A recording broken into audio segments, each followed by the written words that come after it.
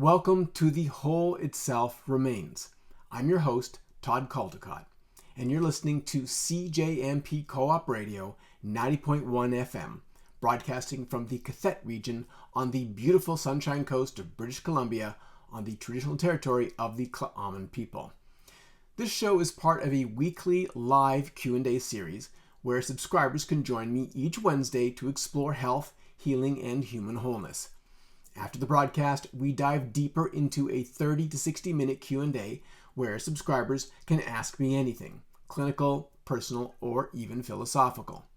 For today's show, I headed up the Malaspina Peninsula towards Lund, the end of the highway, to interview master carpenter and natural homes builder Carsten Huber. Originally from Germany, Carsten has lived in Canada, and specifically the qathet region, for several decades. He is a passionate advocate for holism and expresses this not only through his expertise in ecological design and natural home building, but also through the way he lives.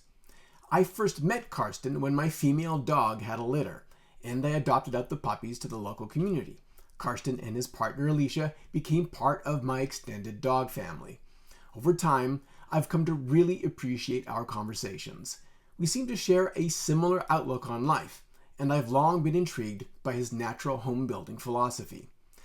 Carsten's approach eschews industrial materials in favor of locally sourced elements, resulting in structures that are not only toxin-free and sustainable, but also woven directly into the landscape itself. His work fosters a more rooted connection to the earth, homes that are both functional and reflect the raw beauty of the Pacific Northwest. Carsten lives with his partner Alicia, whose vibrant gardens reflect the same holistic values they both embody. Together they keep goats and share their fresh goat milk with the local community. In fact, just this morning, I got a fresh batch of goat cheese made by a local farmer delivered to my front porch from their goat milk. Carsten is also someone you might spot walking barefoot, even in cold weather, preferring to stay literally grounded in his connection to the land.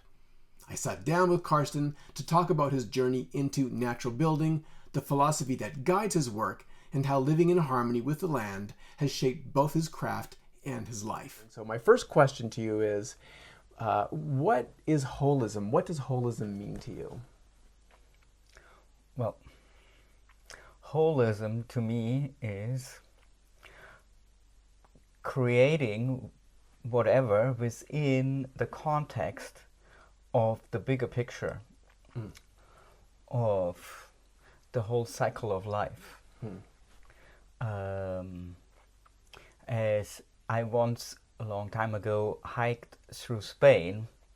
That was at the very beginning of my builder's career, and in certain places there was a big escape of people out of villages into the cities. So villages were becoming abandoned and houses were falling apart.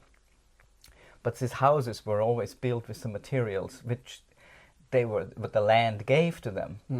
And even as they were ruins, they still were part of the landscape. They still looked beautiful. And that was, I think, my introduction into holism in terms of building and saying, oh yes, I like to build like that as well. Then being trained in a building culture that creates a lot of waste and puts in a lot of materials that are not common in that environment and would become like a waste or a garbage dump when this houses would ever fall down.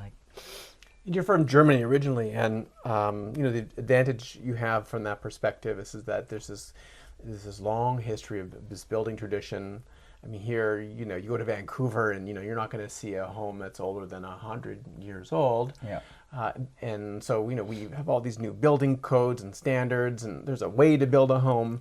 But, you come from this culture where there's this ancient building tradition, all these different types of natural methods. And yeah, I'm curious how you got into the field of natural home building. Was it something about being German and seeing what was there, or? I mean, I was always interested in architecture, even in my education as a carpenter and also master carpenter. So my focus in my education was in timber framing, because timber framing is a traditional way of carpentry in all of Europe. At the time, stud walling was basically, that is now 90s, 80s, 90s. The stud walling was just arriving in Europe, really. Sorry, stud walling? Stud walling, that's what we're doing here normally, like Okay. with studs and plywood and okay. Multiply walls. Got it. And so from the one side, I just learned still the old school way of carpentry. But I only read about the combination with clay, and I met somebody here right in the very beginning of my time here, who had just attended a workshop, and he was all keen and hyped up on that. And so he shared what he learned in the workshop, and that was for me the missing puzzle piece. Okay. And from there I made my own experiments and developed that a little bit more to my personal needs. Mm-hmm. And so as more as I did it, as more I realized how, now coming back to holistic, like how integrated that is, because I'm using now, so the method I am using is called light clay, and for light clay you're using clay on the one side, and fibers, materials, could be straw, could be a lot of things. In my case, I'm using wood shavings and wood chips. We're living in a very wooded area, mm-hmm. and wood shavings already are a part of a byproduct of my production. Right. And the wood chips indirectly too, because I am milling my logs myself, and the branches go through the chipper, and right away you have here the material. And the clay is often enough, at least, close by, like in our area, there is clay veins running through the landscape, and if you can tap into one of those, then the end result of mining that clay on that small scale level is a pond, because it will fill up with water. I see. And creates more lively environment, like. Right. So, yeah, as a byproduct of my houses is ponds. That's good. An added feature, bonus. You get a bonus pond. Bonus pond, that's right. And so that was one aspect where I realized, wow, that feels really wholesome to me to build that way. And also reducing my garbage and my construction waste to basically almost a zero. Like there is, like the whole walls, there is no garbage, no waste. My waste is in electrical and plumbing, and maybe a little bit of roofing, but that's pretty much it. Like on that house specifically where we're sitting in here, that was like 2 wheelbarrows full of garbage I hauled to the dump, and I had like 3 big trailer loads of old tires what I put into this building. So I actually had a negative way.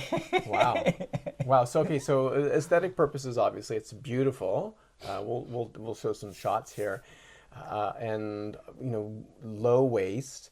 But like, what is it that, like, was there some kind of impetus for you? I mean, you're a carpenter, a master carpenter, so already experienced with timber framing and working with wood.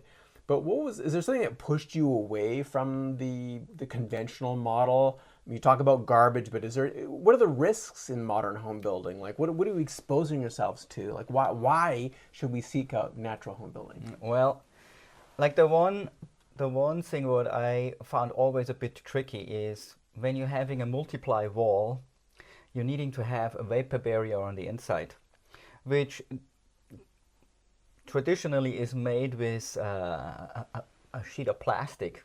Mm-hmm. And that in itself wouldn't be the problematic. The problematic part is all the little joints, the joints to receptacles, the joints to windows and doors, and the joints in corners. And all this vapor barrier needs to work over the lifespan of the building. Like, it is not just when you're making a blower test, that is the initial test if your house is sealed, But if that is still the case in 20 or 30 or 40 years, where maybe like minor earthquakes rattled the house a little bit, will there be still that vapor barrier intact? And if it is not, then you're having a problem that when you're having just small little leaks in your vapor barrier, then you can create a lot of condensation on a small area, like on a small spot. Because you're having, in the wintertime especially, a higher pressure in the inside of your house and a lower pressure on the outside. So that higher pressure wants to go out. And when it has only that one hole, then a lot of air goes through and condensation happens right there.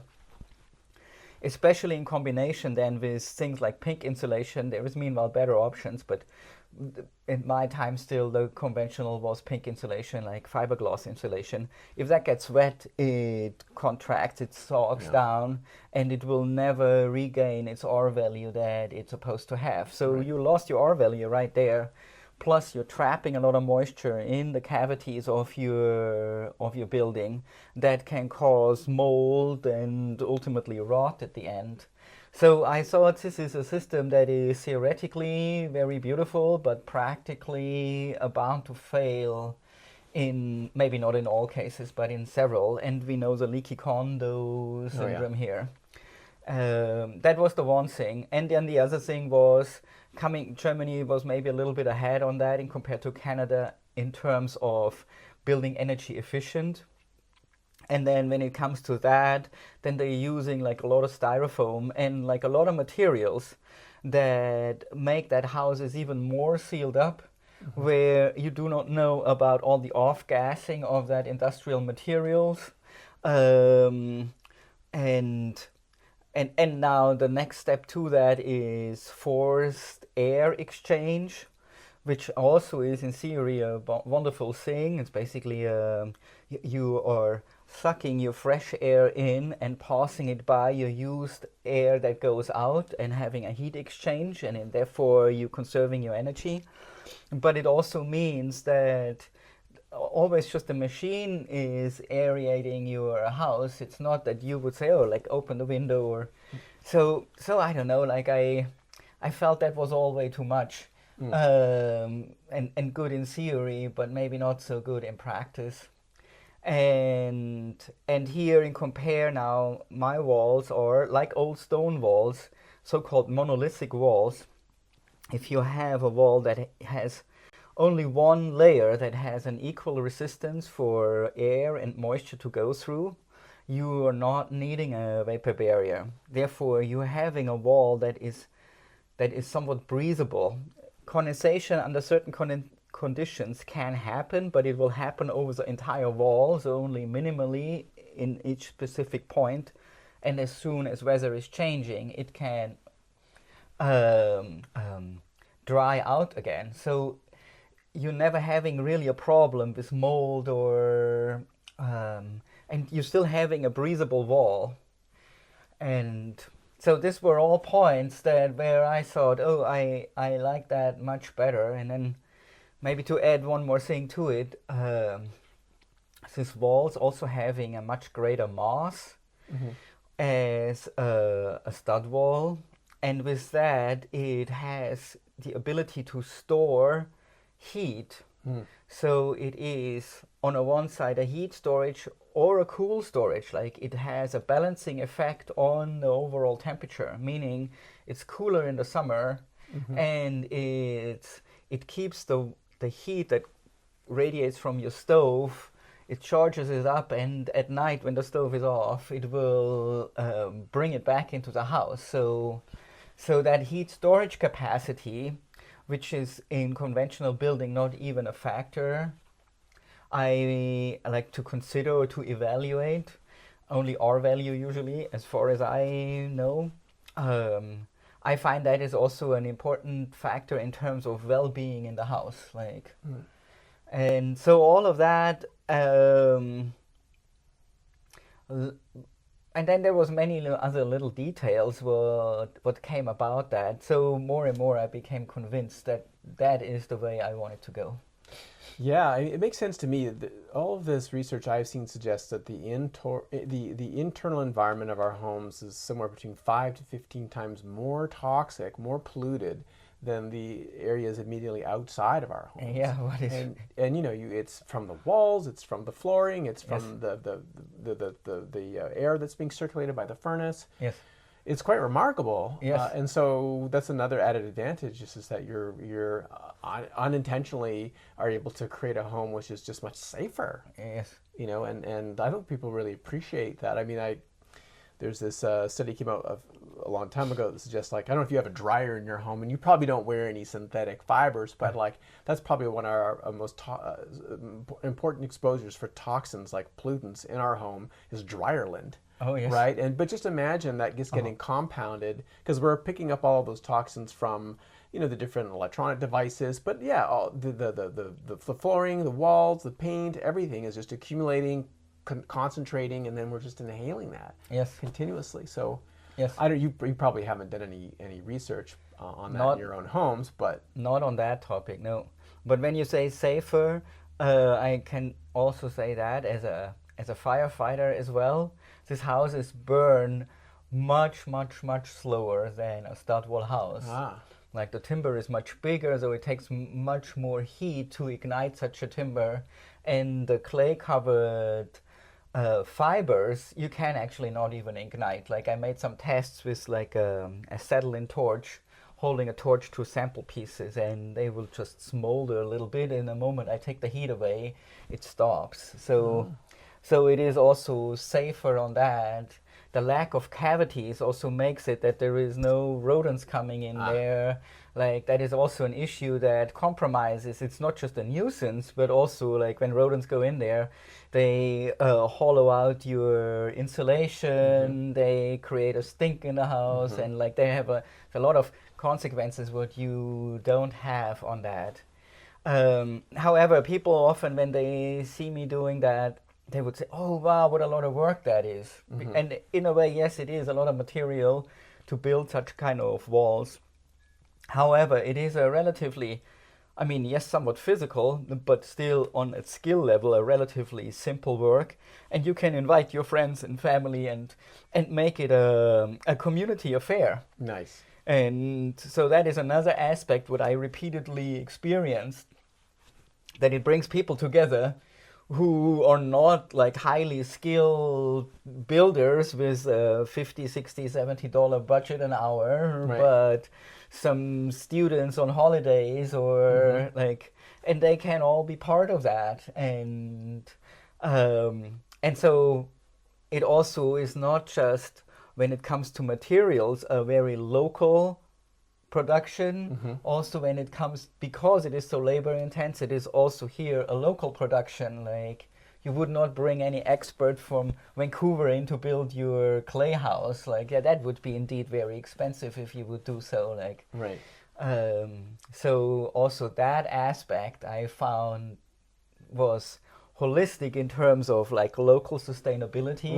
Right. That makes sense. Yep. Having your community build your home. I mean, it's the very people that are going to live in and enjoy the benefits of that home. Yes. They're also building it. That's Yes. quite poetic even. Yeah. So in Germany, did you learn these techniques, or was it something that you learned once you were here? And I'm just wondering how you would contrast like what you're doing now with some of the traditional home building techniques in Germany. So as I mentioned, I learned traditional timber framing in Germany. Yeah. Even so, it was like the high time of timber frame in Europe was probably like 1700s, 1800s in that time. I call it more 1700s. They became unpopular because of fire reasons. So increasingly cities wanting you to build the houses in stone because cities repeatedly burned down. Yeah. But there is still some magnificent, huge, many-story timber frame buildings in many places. You find them in Europe. So from that tradition I came. My practical experience was mainly on roof structures, because walls were usually built in some sort of brick and stone. However, I personally always liked the timber frame style and played around with it also on my own privately, what to do. However, you can still do beautiful stuff in timber frame when it comes to gazebos, balconies or carports. But how to fill in the walls was always the missing link. And I read about different clay methods, but as I told you, then I had to run into this guy here in Canada. So the clay part really came here in Canada to me. Okay. And inspired first by this one person, old friend of mine, but then also leading to a lot of experiments on my own, as I saw the potential of that material. And yes, it does require a bit of a skill, so I wouldn't say it is for 100% newbies, but if you have only one person who has that skills, you can employ easily like 10 people to build your walls up that way. And the timber frame I'm doing because I can, not necessarily you have to. Like, you could also build your walls in a form of stud wall technique. And so you don't have to use necessarily big timber if you're saying, oh, that's way over my head. And so there is also more simplified versions of that.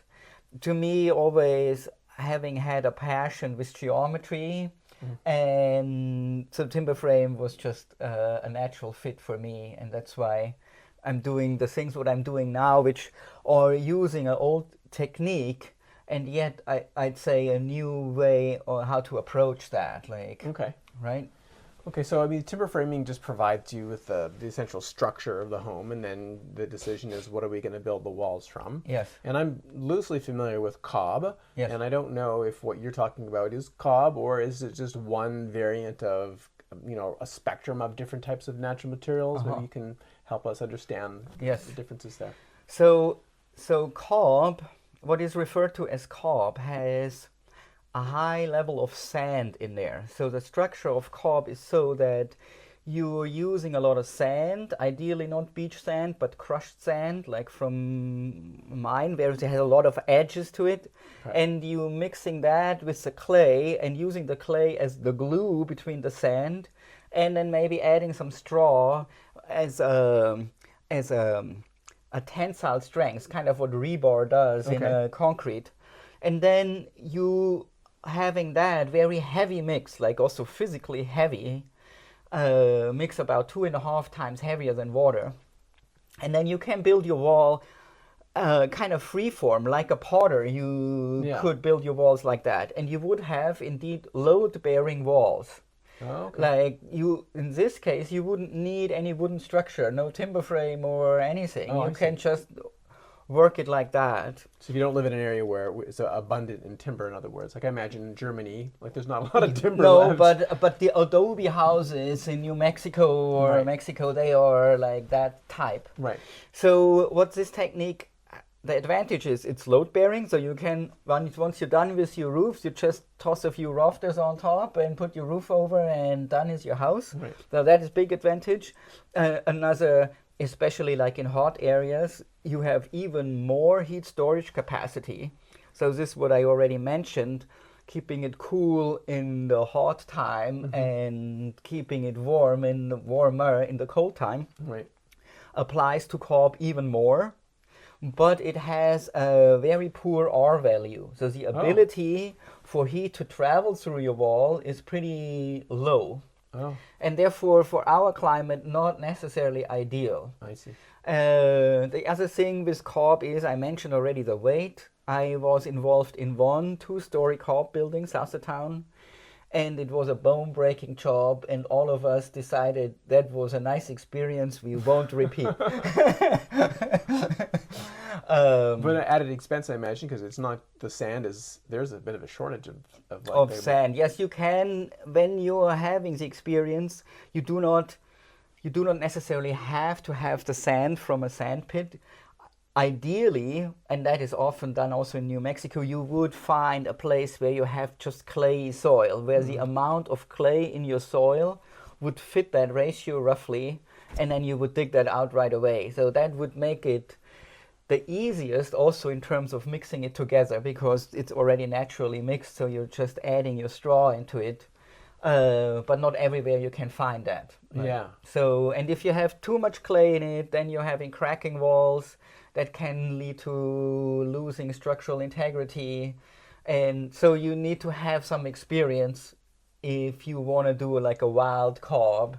I see. If you're a newbie, you want to maybe stick with the pure recipe and get some pure clay and some sand and add it to a good ratio. I see. Yeah. Now I know with the cob, you see cob homes like in the UK, which is a rainy climate, and people are like, why would on earth would you make walls of dirt? Are they just going to turn to mud? Yes. But the key thing is, the roof is to have a big overhang. That's right. Yeah. But that is one of the keys. You have a good overhang on your roof. And the second is, and at least as important, if not more, is you are having a good barrier of moisture between the ground and your wall. Like die-hard natural builders would make a dry stacked stone wall as a foundation wall. I see. That does not allow water to whip up the wall. Right. Like unlike a concrete, you have like capillaries effects in a concrete wall. Yeah. If I am using sometimes concrete walls, then you have to just make sure that you're really sealing that very properly in the top. So, but I haven't really said anything in compared to what I am doing. So I'm doing light clay. Mm-hmm. So I am having in my walls no sand, only wooden or like organic fibers. It could be straw, it could be long grasses, like hay maybe even. But I am using mainly wood chips and wood shavings. And I am covering that in a clay, like I am having a clay slurry, like a yogurt or milkshake like consistency of clay. And then I'm mixing my shavings into this, and I'm using that as an infill for my wall. So this will be an infill that has a pretty decent R value. Indeed, the same R value as solid wood has. So therefore it fits very well together. Like in terms of cold bridges, there is no cold bridges, but it is not load bearing. I see. So therefore, for this kind of wall infill, you need to have a structural skeleton, and that can be timber frame in my case, or as I mentioned, it could be also just a stud wall. You have to brace it properly, and then you fill that in. Now you're having, that is the raw wall, but this wall is hard, like you cannot compress it. However, it's only held in place, the wood fibers, by the clay, so you could actually scratch it out with your hands, like it's not very solid. So in order to protect that, you need to plaster it. Oh. And that plaster, again, is the same recipe that you would have in cob, kind of like 4 parts of sand, 1 part of clay, and some straw for tensile strength. And then you plaster it over, and that gives that hard shell on both sides, inside and outside, so that nobody can dig through your wall. Right? Yeah, that would be the risk. So that is now in very short. Also, the rough differences. Maybe adding one more advantage. Now you're dealing only with shavings or chips covered in clay. So your bucket of light clay is like only a fourth of the weight of a bucket of cob. Like to create that volume of a wall is not as bone breaking of a job as it is when you're doing it with cob. Right. But the same applies when it comes to moisture. Like also here you want to have generally a good overhang, and you definitely want to have dry foundations. Mm-hmm. And yet it is surprising, and I made some experiences on my house here, it is surprising how much weather such a clay plastered wall can withstand without being damaged, and for how long of a time it can. So I was several times surprised. So it is, if it does get a little bit of wet, it's not really problematic. Like if it's consistently getting wet, then after a while it will get compromised. Yes. I see. So you plan for that in the building, obviously, yes, so with yes, prevailing winds. that's right. So if I cannot avoid it because it's a 2-story building and I cannot make my overhang wide enough, I would maybe consider doing that very bottom part in wood shakes and additionally protecting my outside facade with wood shakes, for example. Or if you want to be more modern, you could even do some like corrugated metal or whatever. Like, so you can add an additional protection layer to it. But yeah. So then when you're working with folks and they want to build a home and you're sourcing the clay from their property, ideally you go and dig a pond or something. Yeah. I mean, my soil is quite rich in clay. It's a clay loamy soil, I guess.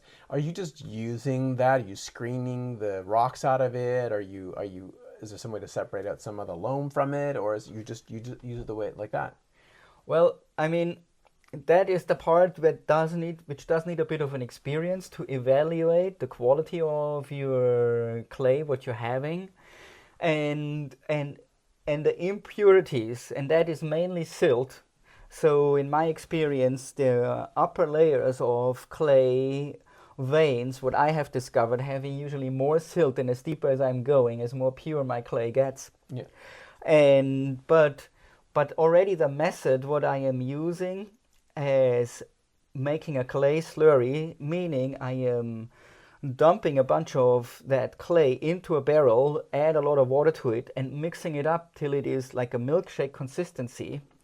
That already allows the silty parts, which are slightly heavier and a little coarser than the clay silicate plates, to settle down. Okay. So I am already purifying my clay partially through that. Right. And if I am having a relatively silty clay, I just need to empty that bottom layer that finally builds up in my barrel more often and get rid of that silt. And with that I can work. And then it is still always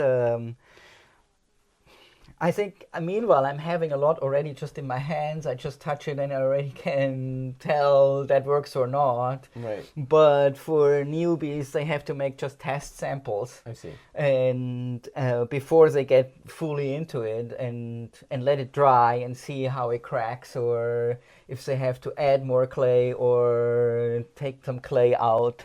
Because clay is the part that shrinks when it dries. Yes. And you don't want to have cracking, or at least to a minimum, like right. So you want to have just enough clay to cover all your particles, right? But ideally not more. Like right. It almost sounds like you're making or taking cream off of milk or something. Yes. Yes. And you're discarding the bottom layer. Yes, that's right. Yes. Huh. Yeah. So you've been in Canada for how long now? 19 years. 19 years. Yeah. Were you doing home building in Germany, or is it something you started here? It really started for me here. I was already reading books about it, so theoretically in my head I was already dreaming of such kind of things, right. But it became manifest here, right. Like as a few other dreams became manifest here. So has your building been mostly located in the qathet region? Have you? Yes. Yeah? Okay. Yeah. So how many homes have you built? Currently number 9. Number 9? Yes. Wow. Yeah. And how long does it take on average to make a Well, it always depends home? On the size and on the amount of people I'm having to help me. Okay. But a year is a good time frame. Like if you want a mansion and you're not having much time to put in on your own, then it might take longer. Right. But I would say with a crew of 3, about a year. Wow. Yeah. But I have to also add to this that I am not just building houses. I am also having my little micro farm here with goats and chickens and big gardens, and therefore I cannot apply my entire energy that right. I'm having available to building other people's houses. Well, that wouldn't be very holistic, would it? It wouldn't be, that's right. Killing yourself building homes. Yes, yes. That's great. You're able to integrate it into your life. You know, yes. It's a true reflection of who you are and how you approach your life and the craft. Yeah. How old is this home that we're in now? So this was built in 2011. Okay. Starting at spring equinox. and we moved in 9 months later. There was a lot of finishing work not done, but we moved in. So at winter solstice we moved in, and then I had another 2 months doing some interior stuff, and then I was really broke and I had to go and make some money again. Right. So yeah, that's that house. That has about 800 square feet on 2 stories. Okay. And wall thickness is 18 inches, so quite thick. Wow. That also holds the heat nicely. Yeah. There is also features in there, like the south-facing wall here, the south-facing windows, that especially in the wintertime, when all the leaves have dropped off the trees, Right. It will create passive solar heat as here as well. Right. And Alicia just started already her starts. This is actually a flower bed in the front here. So we're gonna grow tomatoes here. So by the summertime, this whole area will be full of tomatoes, and they will absorb the heat. So these big windows in the south also have a tendency to overheat your house in the summertime. That's right. And this gets absorbed by the tomatoes. They love the heat, and then they're shading that off, and then comes fall and the tomatoes go again. Yeah. And we get the light again. Like, yeah, features like that I try to incorporate. So it's not just working with clay, it is also trying to make a design that works with the environment, like works with the sun, with the orientation, volume to outside surface ratio, like trying to make more compact shapes. Yeah, that's what I also try to. And generally wanting to be also creative, like there is definitely also an artistic note to it. I rather build some outrageous designs and just another box. Yeah, no, I think if you're going to go to that trouble to build your own home, why come up with something that everyone else has, right? Yes. Like come up with this unique expression of your own identity. So the house isn't off grid though, like it has power. It's on the power grid. Yes. Okay. Yeah. And then with like. I wish it would, but was not really an option. Right. Oh, well, there's some convenience, I guess, to be on grid. Yes. But so you have passive solar heating. So does that include like the some technique of like having some piping that gets heated by the sun? Yeah, I'm having also hot water solar collectors, as well as my wood stove is heating my hot water too. Right. And with these 2 sources, I am making about 98% of my hot water. Wow. And just for the occasional time where it's too warm to make a fire, but too overcast that the sun would heat up some water, we have an on-demand propane unit. So we're burning about like 1 20-pounder tank a year. That's kind of our expenses on hot water. Wow. And the whole thing goes with thermosiphoning. That means my 2 sources of heat, wood stove as well as hot water solar collector, are below my tank. So the whole system also works without any pumps involved. So it is so there is no pumps, no power involved. So the whole hot water production is self-feeding kind of. So like, let's say a typical family home for say a family of 2 kids, mom and dad, like what would a house like that cost to build? And I'm just interested in how, like, because my focus isn't on the cost per se, but I am curious about that because that is relevant, right? Yes. I mean, a new home these days, especially since the pandemic, it's just nuts, the expenses. Yes. So what's the difference? Is it similar? Well, the fact that in the past 5-6 years, material prices, the building material prices went through the roof. Yeah. That went to the advantage of this type of building. Right.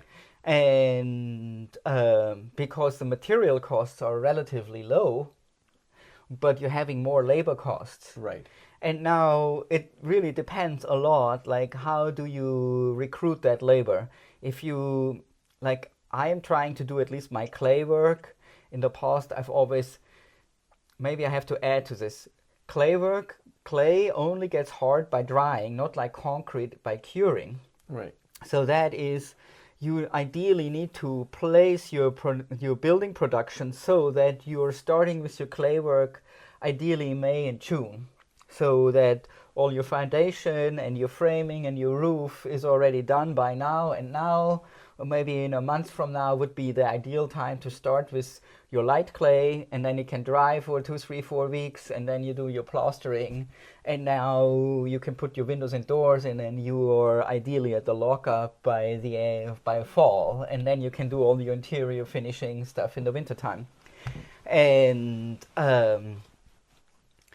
so with that being said, it is a big question where you're getting your workers for your light clay, as well as how much work you can put in yourself.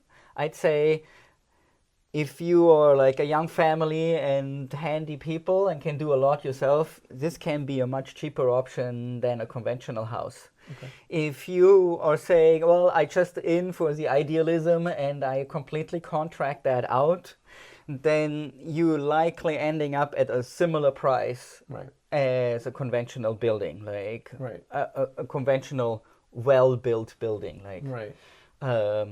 Yeah, at a comparable price, yes. Right. But I would say you get a better product. You get a better product for it. It seems like it. And I mean, that's one thing in today's economy I think that people can rationalize is the DIY stuff, right? Like that if it's not so complicated. Yes. I mean, I understand that the timber framing, it takes some, definite skill. But if you can get someone like yourself to do that and yes, then just do the work with the walls. And so would you say, apart from the timber framing, that it is a DIY type approach to home building? Like it definitely can be, depending how much skills you're bringing along, like how much skills you're bringing to the table. Like there is some people who pulling DIY amazing things up, and yes, for this kind of like very naturally talented ones, I would certainly say that is a very considerable option. And then there is others who maybe are not so fortunate in that regards, and maybe then they have to just contract that out. I see. But it's not like super skilled labor just to work with the clay, right? No, that's right. Definitely not on the clay part. However, like there is, like to build the proper foundations, like I would with a handyman, and that would work out in our schedule. Like I would totally incorporate this guy into like building the foundations, and he can plane the timber, or like there is always like something what he or she could do. I also believe in human connection, like not just between humans, but also between human and the product. I would say that is one main difference between this type of building, and another difference between this type of building and conventional building is that there is more human labor in there. And I would say subconsciously all of us feel that. That amount of human energy that is in a product that makes it stand apart from an industrial product that has very little human energy in it. Right. And if you can build your own house, it's even the better. Like then you're having a connection with your house already from that very get-go. Like you're involved in the design process, you're involved in the production process. It's much more your house, as if just somebody hands you over the key at the end of a long production process you are having never been part of. Like so. I'm kind of curious. I mean, you've been building here in qathet, and I'm assuming it's mostly in areas that aren't under some municipal restriction. But like, would you encounter any problem, say, building a home like this in a municipality of like a city, like with building codes, etc.? Like, do you run into problems with that? Yes, there are some, but they can be handled. So timber framing, as well as any kind of clay works, are not part of the building code. Yeah. And therefore, and they are also not part of any kind of book, like even what they are nowadays having with all the new building materials that are all exactly specified. Although there is no such kind of groundwork laid, but there is engineers who would have experience in this type of building and would sign up for the parts that need signing up for. That is, however, then an additional expense that you would have to hire an engineer. So that would mean in praxis, and this happened already in my career 2 times, that I would make a design of a timber frame, and then that goes to an engineer, and he would look over that design and likely make some changes what he seems fit, and then the plan comes back with a stamp, and then it has to be obviously executed accordingly, and it has to be then also checked by that engineer if that is done in that manner, because he has now the responsibility for the integrity of that build. Right. Outside of the municipality, it certainly is easier. Right. However, when you're building outside of the code, you can still run into problems when you have mortgaged your property, what you bought. Sometimes the debitor requires that you are sticking to code because of his own security of money. Right. Another issue what you may encounter is, but I am not really building for people who like to flip houses, but if you're out of the code, like my houses are, I've only heard that you need to wait for at least, you have to live in that house for more than 10 years before you can sell it. So if it's built outside of the code and no engineer has stamped anything of it, then at least the test of time would be accepted as a proof that this is a sound building. Okay. So, and that is a 10-year time, what is apparently set. So also for people who said, oh yeah, I just wanted to always build a house like that, and who knows if I actually stay in the area professionally, I might have to move in 2 years. I see. You might maybe also want to have an engineer stamping your plans for that reason, that you can flip it afterwards again. Yes. Right. So do you see this as a viable alternative in conventional home building? Is it something that we can weave in some of these techniques, like that could be employed more fully, or is it something that seems very niche to you? Like, well, at this point, unfortunately, I see it a very niche, and I see our society still going more and more towards high-tech solutions and towards specializing, and yeah, I love to see that more often being done. However, I see how people are scared away from it, how such kind of handy people I just mentioned are not so many around anymore. They would have then also kind of this type of mindset. Right. And so yes, at this point, I'm still seeing it only as a niche. Let me say one more thing about that. This is a building technique that only about 10% of my building costs go to building supply stores. The rest goes to locals. Right. Labor, mostly labor. Right. So you're employing people. That means if that would be a big scale endeavor, the people who are making money off building materials will not like that. Right. The little anti-capitalist model. It's a kind of an anti-capitalist model, that's right. And also that is not really promoted. Yes. Like, it is basically, what I'm saying is, it's not really in the field. Right. Like, people are not picking up on that. Like, right.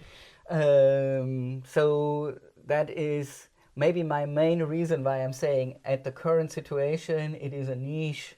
Right. And cheers for everyone who keeps that niche alive. Yes. Yes. I find myself in that niche category often. Yes. I think it's important to represent that. Mm-hmm. Yeah, times may change in the future, who knows? And then this can become like a very viable option. Yeah. Like when people having more power to themselves again, I would say, like so many people nowadays predicting any kind of collapse situation. Like if you would have a collapse kind of situation and the outside systems would break down, that is a much more attractive. Right. All of a sudden, that would become much more attractive. Not Right. that I want to see any kind of a collapse. No. But I'm just saying, when outside conditions are changing, Yeah. that can be a very viable option. You're like the appendix of home building, in the sense that, you know, when your microbiome gets wiped out in your gut, there's the appendix, which is a repository of bacteria that can help recolonize and repopulate. So right. home building it's natural home building seems to me to be parallel to that, right? But, yes. you know, if everything collapses, you know, that's right. We got the wood, we got the clay. There is still some, We just need some sweat equity, and then you can do it. Yes. So I think we're probably winding up in terms of time, but I know that you're building another home, and I think we'll just do a little quick tour, but maybe you could just quickly tell me about what you're doing with this project is.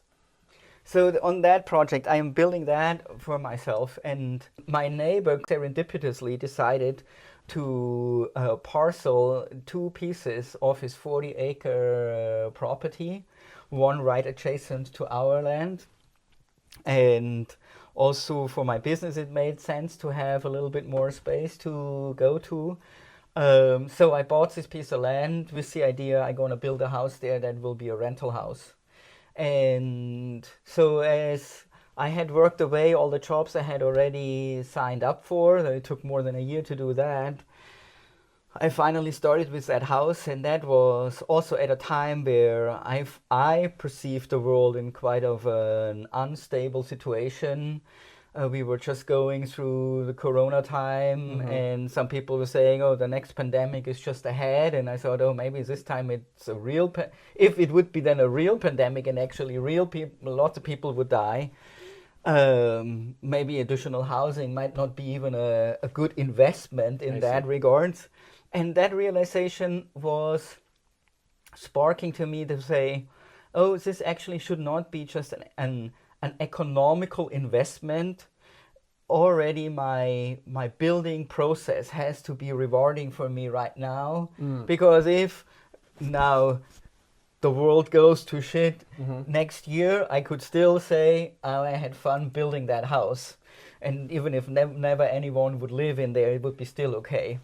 And so I found actually a good way for me to deal with this uncertainty, to remind me that I am living in the now, and what I am doing now has to be good. Like, I cannot, like you maybe could have in more stable times that you worked away for some future goal. Nowadays, the future is more uncertain. So it does seem to matter. So it's much more a reminder to do something in the now that is cheering up your heart. So this is basically the background. So I'm building now my house number 9, and to the standards I would, if I would build a house just for myself. Okay. It's the same timber frame. Same structure, timber frame, light clay. Yes. Okay. Yeah. Interesting. I'm very curious to take a look. So just quickly tell me about what your other passions are, because I know it's not just natural home building, but you've got a few other things going on as well. Yes. The goats. Yes, the goats are very important. Second. So dairy goats, and raising them small scale, really micro farming, but also feeding them off the land as much as possible. Right. That implies like a rotational grazing regime and a close monitoring of the soil health and the plant diversity in my grazing areas. But that also implies that I am feeding them the Douglas fir branches from the logs I'm harvesting in my neighborhood in the wintertime. Oh, wow, they can eat those. They eat the needles and the bark. Wow. So does it flavor the milk at all? Like, do you get a little bit of a coniferous flavor? Well, maybe if you're like a real connoisseur, you can maybe taste it to a very slight degree, but... Well, that's kind of nice. So, as well that I am just roaming with my goats and cheering up the neighborhood, all the neighbors, like of course. like the goats as well. And the goats are a passion for me also because with them they are structuring my year. And there is like the time where the goat kids are born, the time when they get weaned off, the time when I have to milk twice a day, mornings and evenings, the time when then breeding comes again and conception happens, then the time where butchering happens. Right. And so life and death in every year cycle, Wow. being so close to that both, makes me humble and grateful for the food and for being part of that. And so Alicia is mainly in charge of our very extensive vegetable garden, and so we are by no means fully self-sufficient, but we definitely enjoying all the food we can make for ourselves, like including yogurts, cheeses, different types of, and milk and eggs and chickens, obviously. And yeah, so that is surely also a very important part of my life. Well, I can't see a better life, apart from living in a home like this, a natural home, and then wandering around with your goats in the beautiful gardens. Sounds pretty like paradise to me. Yeah. Yeah. Yes, I'm very grateful. Yeah. Well, thank you so much for sharing your knowledge with me today. I really appreciate it, and with the folks at home. Thank you so much. You're welcome. Thanks for listening.